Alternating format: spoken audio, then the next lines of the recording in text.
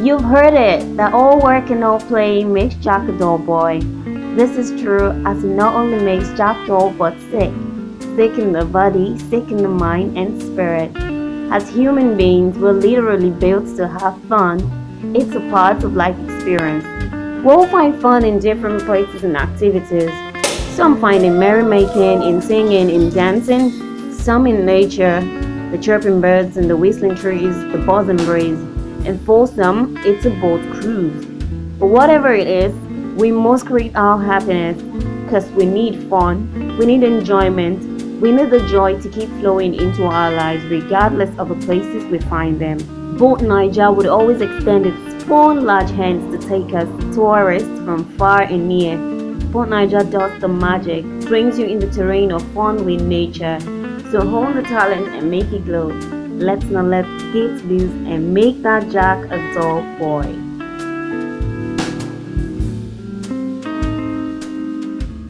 Hello and welcome to another beautiful and of course insightful edition of Treptalk. I remain your host, Ara Nimi. We're here to inform, inspire, educate and promote the large community of entrepreneurs, CEO, business owners across Africa and in diverse sectors. Today I have with me Mr. Chiazor Daniel, who is an author and a filmmaker, experienced talent manager, event promoter, entertainment and political consultant with a tailored strategy for every client, irrespective of their career or profession. He is skilled in management, communications, and public relations. Chiazor Daniel is the CEO of TribeMan Global Solutions, a talent management and PR organization, and also co-founder of Boat Niger, which is a boat cruise and logistics agency. I mean, there's a whole lot about this guy. Just join us and welcome Mr. Chiazor Daniel. Welcome to the show. Yeah, good morning. Good morning.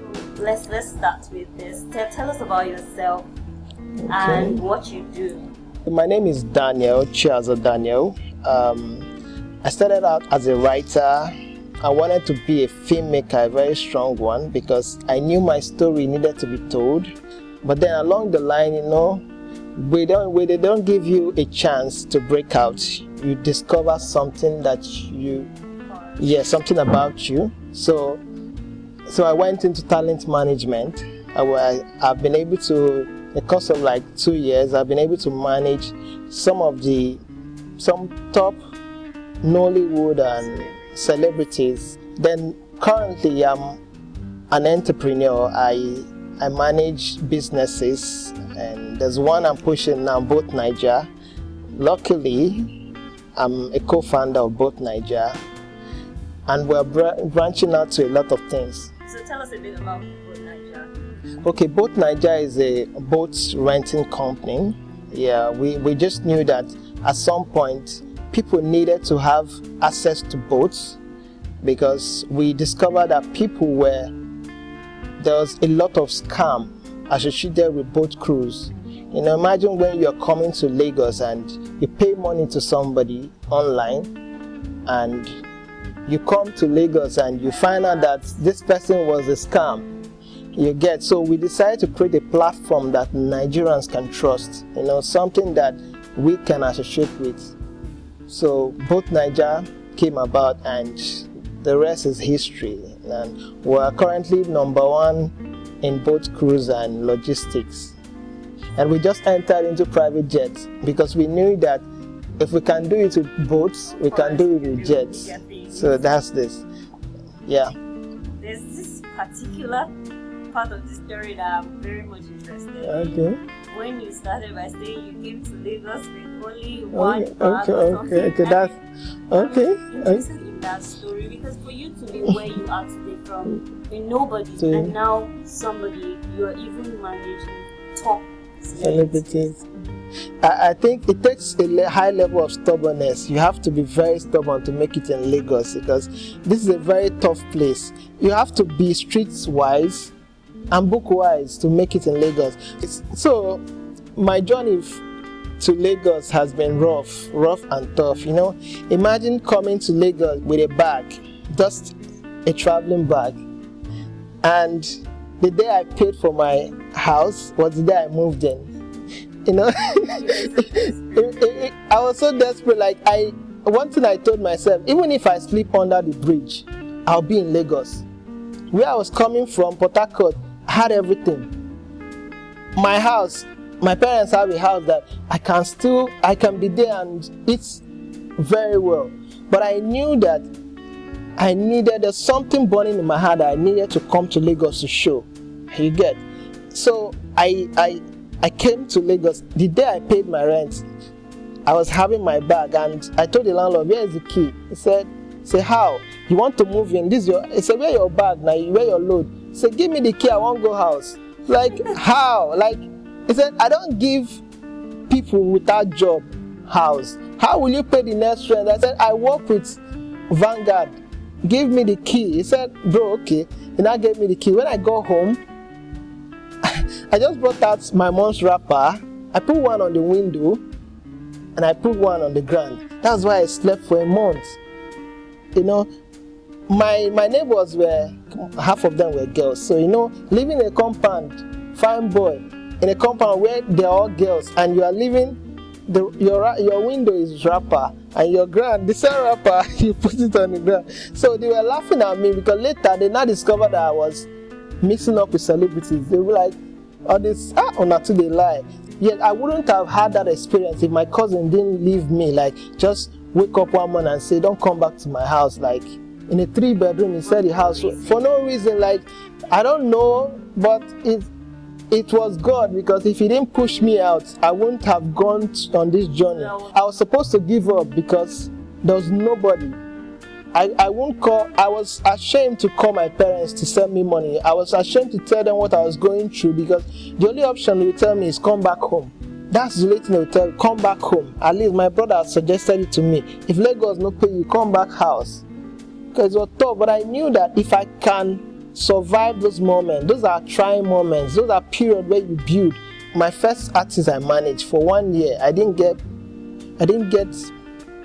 any dime. They didn't pay me a dime for 1 year. And that was the worst moment of my life. Like, you know, you were following a celebrity that's out there and you're not making money.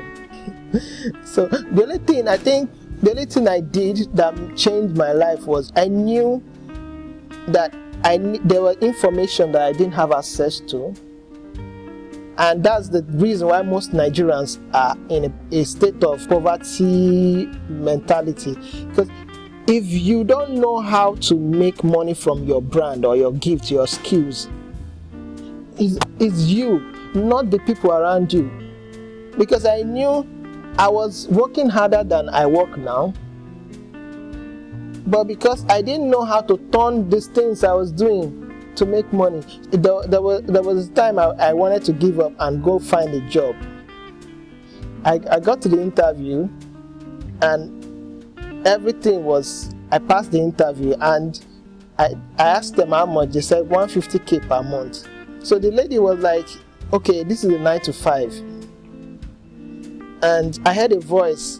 I don't know how that voice came. It was like, you want to abandon the assignment I gave you. Like, I just knew that this was God. You want to abandon the assignment I gave you. And I told her, I can't do a 9 to 5. She said, how? Why? I said, I manage artists and I cannot abandon them. And funny enough, at that point, immediately I got out of that place. After 2 weeks, my biggest artist left me. Imagine giving up 150k a month to believe in artists that didn't believe in you. No, those are some of the challenges that nobody knew, because they were seeing us like this guy, maybe he was chilling, he was balling, because if you take pictures of celebrity, they believe you have made it in Lagos. Right. You get, people were asking me, okay, when I wasn't getting paid as managing artist, they were telling me, leave the artist, leave this one. And the only thing I told them was that I'm doing an internship. I'm trying to learn skills. I'm trying to be resourceful. The thing is that I knew that one day the world will pay attention to me. So I was patient enough to wait. The reason why most young people go into all these things, because they're not patient. You don't wait. You never grow. You won't make them block you.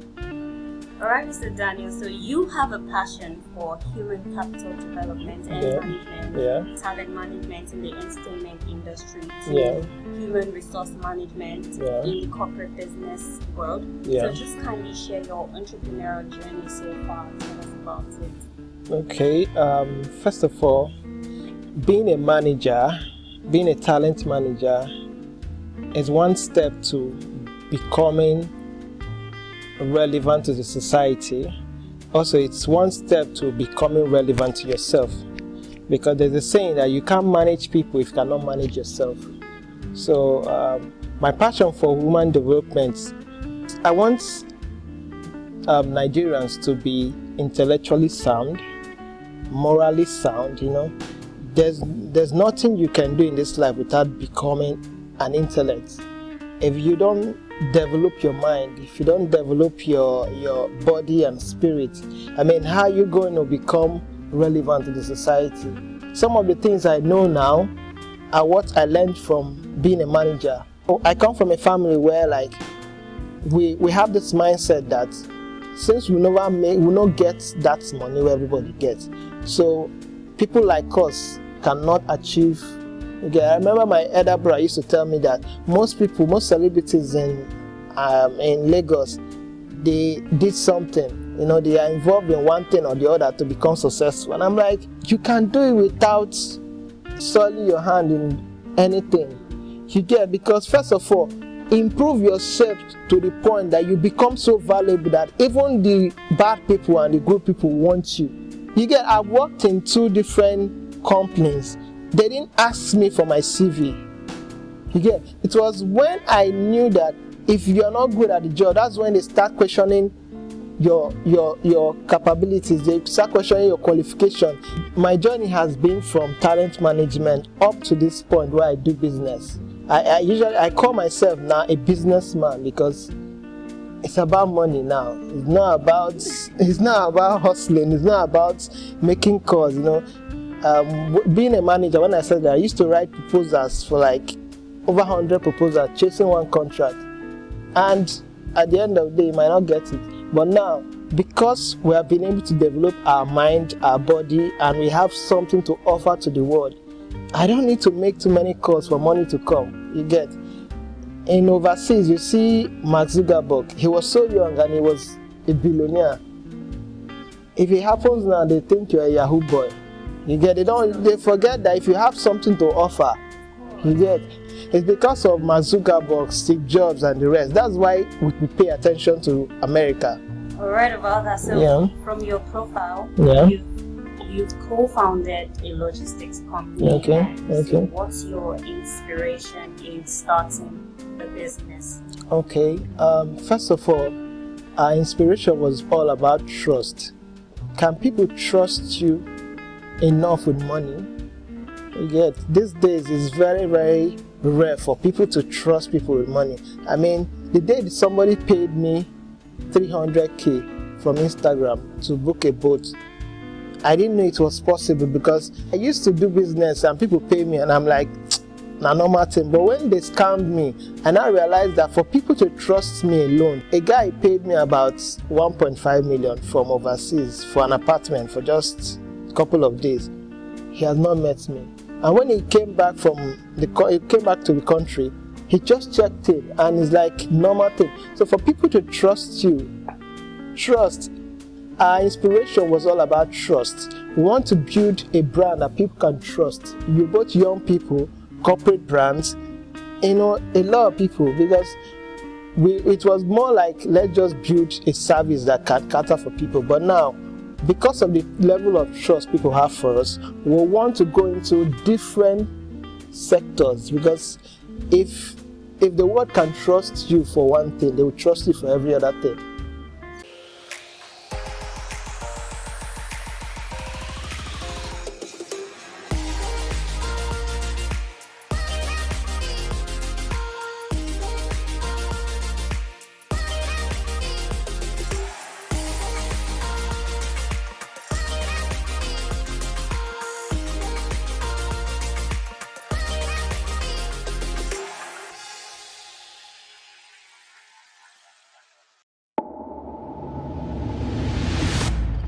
TrepAfrica.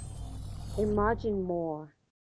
You as a talent manager, what exactly is your responsibility and what's the aspect of people that you're concerned about? Okay, first of all, there are a lot of talents in the world right now, but there are people who are unique. You know, when you find these people, you just know that this one, you know, the way I bet my life on Real Pekin, I knew when she came that this one was going to be a star. It took her 3 months to become a star. She was like the fastest growing comedian at that time. Okay, how did it start? She just sent me a DM. Come and manage me. You get? Now, I knew at that point I was hungry for a talent.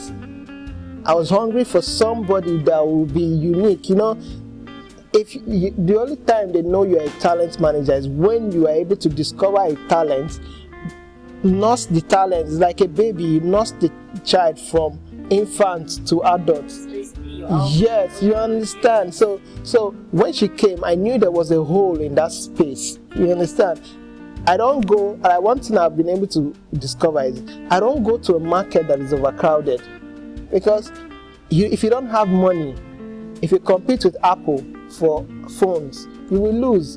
But if you produce something that you know that Apple will not even think about, the guy that discovered WhatsApp, Facebook was cracking their head to discover and do Messenger, and he went to create WhatsApp.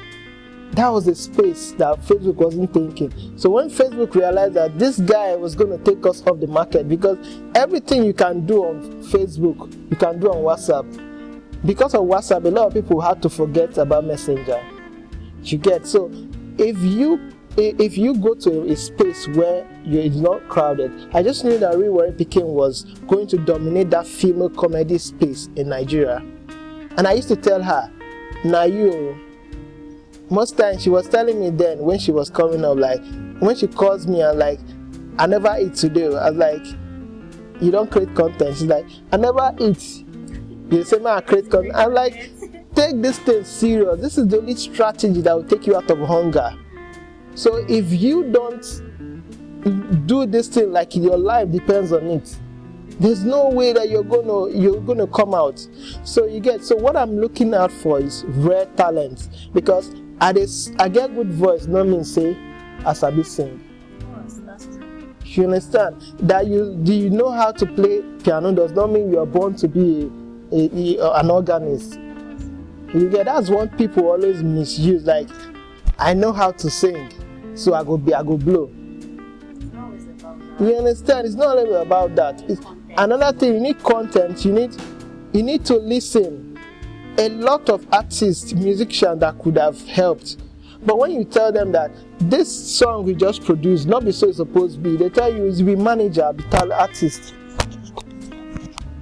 You understand? The manager knows what is going to sell. You know how to sing, but I know how to make that song sell. You understand? If I can tell you that, how did Obi Franklin blow Inyanya and the rest of them? He will go to the club and know that there's this tap song now, this song now that people are jamming to. Do your song like that. That's what the tempo is now. So the artist will now go back to the studio and say, okay, my manager don't talk out. Because if I don't know that this is going to sell, how do I sell it? You get? So I'm looking for the talent that, first of all, you need to be hungry. The manager shouldn't be hungrier than you. Like, the manager shouldn't be the one calling you and saying, you don't go studio. The manager shouldn't be the one telling you, have you created content? The manager shouldn't be the one telling you that, why are you not singing? You understand? There were times Real Pekin, she had to go off because they were bashing her. Like, her friends, the veteran comedians were telling her that she's too vulgar. Ali Baba told her that you are very good, but what will kill your brand is that you are too vulgar. And she went back and said, Ali Baba talked this thing, and I'm saying they right. I say he was in an era where there was no social media. I told her that nobody has figured this Instagram comedy thing out. So do your thing, do it the way it's going to please you, so that when you finally get there, 10 years time, that's when we're not going to study and say, this is how it's supposed to be. Nobody knows how it's supposed to be now. So don't let them tell you that this is how. After performing on stage, they will tell her, you're not funny, you don't have a punchline. This Akpororo has a punchline, you don't have. I say, first of all, if you can become a star on Instagram, you can bust anywhere. Because the market is on Instagram. People are going to check who is trending. Brother Shaggy, nobody wants a comedian that has been there for like 20 years. They want somebody that will have social media presence, somebody that will have influence. So that when I'm saying I'm coming to Lagos for a show, your Instagram followers alone can come and fill up the space. You get, because nobody wants to go and pay for advert now on TV that will cost like 2 million naira. When I can pay a comedian 500k and the person will post it on their page that has 2 million followers, and out of that 2 million, like 300 will come. You get, so a lot of things have changed. The internet have decided who becomes a star now. It's not by how long you've been in the industry. It's about what they said that it's not about winning. It's about to stay winning.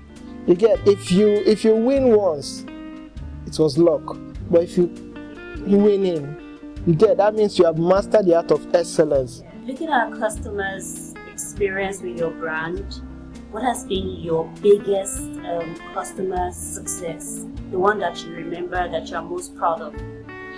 Okay, I think one of our biggest success is when we went into shortlet apartments, because we didn't become millionaires until we went to the apartments, because one source of income cannot make you rich.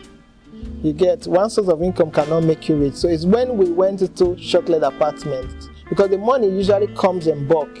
Imagine somebody paying for a month in an apartment that is worth like 150k per day. A number of media outfits and government officials have pronounced this generation as lazy, entitled, and internet fraudsters. But at TrepAfrica, we see it differently. Most young African entrepreneurs have taken the risk of starting a business, offering services, innovating products, but no one is telling their stories. And this is why TrepAfrica is launching Treptalk, an entrepreneurial TV series with a mission to film and document 50 unique stories of African entrepreneurs. Think every time. There is no crime in starting small. In forging a path for African entrepreneurs in the UN SDG goals, TrepAfrica is seeking a sponsorship funds of $30,000 to cover logistics, production, post-production, and promotion, with a sponsorship benefit of being featured in the opening, middle, and closing credits of each episode. Thank you in advance for making this project a huge success. TrepAfrica. Alright, welcome back to the show. Thank you for staying with us. Mr. Daniel, before we went on the break, I was talking to you about your idea of entrepreneurship. What does entrepreneurship mean to you? Okay, let me quote Jack Ma. One thing he always says that touches me is, entrepreneur is about change. It's about changing the world. You get, making the world a better place. For me, what entrepreneurship means to me is about creating something that will help mankind, will help the society, and also will help the world at large. So that's what entertainment means to me. It's about creating something, product, service that will help make the life of humans better, easier, faster, you get. So that's what it means to me. So ever since you heard about TrepAfrica, what has been your idea, your opinion about the organization? Okay, let me give an instance of starting out as a blogger, writer, journalist. I've always wanted a platform that will portray entrepreneurs, CEOs, and people doing stuff that nobody is documenting. You know, as a celebrity, as a musician, there's always a media talking about you, but they're not talking about people changing the world, making the world a better place. So TrepAfrica is a platform that, giving young people a voice. It's like you giving voice to the voiceless, because if nobody knows you, nobody will buy from you. So this is a big opportunity. Like, I'm grateful for being one of your guests on your show. I'm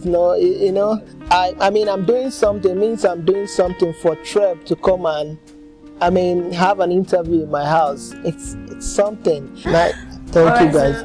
You're welcome. So on a final note, if you had one piece of advice for anyone starting a new venture, what would the advice be? Okay, create something unique. First of all, create something unique. It's easier to sell a brand that is unique than sell a brand that everybody else has. You get? If you are unique, the world will pay you. If you are valuable, you get? Before, I wrote an ebook on how to make money on social media, and the question I always ask, what do you have? What skills do you have that you want people to pay you for? Everybody getting paid on social media, Instagram, Facebook, has something to offer. So if you have something to offer to the world will pay you. And when they pay you, it will cover up for the years when you didn't get paid. Like when you worked for free. You get? Now, everything I do now attracts money because I've paid the price. When I used to go back home and nobody paid me, I was like, one day, it's not easy when you be like, one day I go make them. That word, one day I will make them. You can take it, you can keep saying it for 10 years. But if your conviction about what you are doing does not change, one day, truly, the world will pay you. So that's the thing. Just be you, create something. And first of all, you can't build a brand without building yourself. You can't build a brand without knowing who you are.